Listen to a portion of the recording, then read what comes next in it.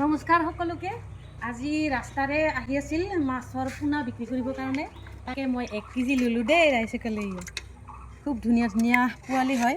এইটো পোৱালি গ্ৰাছ কাৰ্পৰ পোৱালি।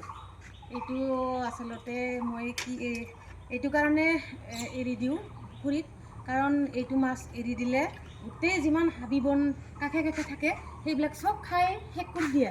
সেইকাৰণে মই এৰি দিওঁ। মাছটো খাব কিন্তু ইমান ভাল নাপাওঁ দেই ৰাইজসকল, তথাপিও মই সেইটোৰ কাৰণে এৰি দিওঁ। আপোনালোকেও পাৰিব, যদি বেছি জংঘল থাকে, এই যে পুখুৰীত যে পুনি খাৰ থাকে সেইবিলাকো এই মাছটোৱে খাই শেষ কৰি দিয়ে। সেইকাৰণে এৰিব যথেষ্ট প্ৰয়োজন বুলি ভাবোঁ মই। আৰু এই 3টা মই ভাগ কৰি লৈছোঁ। এইটো অলপকৈ ইয়াতে দিম। এইটো পুখুৰীত বহুত মাছ আছে আমাৰ, সেইকাৰণে অলপ কম কৰি দিম। আৰু সেইফালে সৰু সৰু 2টা পুখুৰী আছে, তাতো অলপ অলপ এৰি দিম। সিফালে মই আপোনালোকক ইয়াৰ আগতে দেখুৱাইছোঁৱে, ইয়াৰ পৰা মই পাম্পলেট ৰূপচন্দা মাছ উঠাই নি মই সেইফালে এৰি দিছোঁ।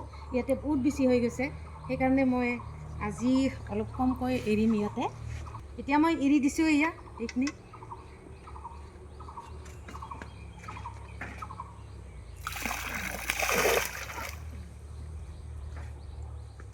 আপোনালোকক যে মই দেখুৱাইছিলোঁ ৰূপচন্দা মাছ এৰি দিয়া, মই ইয়াতে এৰি দিছিলোঁ। এতিয়া সেউজীয়া সেউজীয়া একদম পুনি খাৰ হৈছে, সেইকাৰণে মই গ্ৰাছ কাৰ্প এই মাছটো এৰি দিম। গোটেই খাই শেষ কৰি দিব।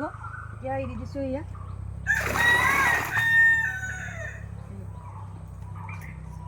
আৰু শেষত সৰু এটা পুখুৰী আমাৰ, ইয়াতো যথেষ্ট মাছ আছে, ইয়াতো এৰি দিছোঁ দেই ৰাইজসকলে।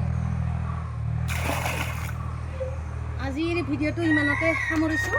ধন্যবাদ।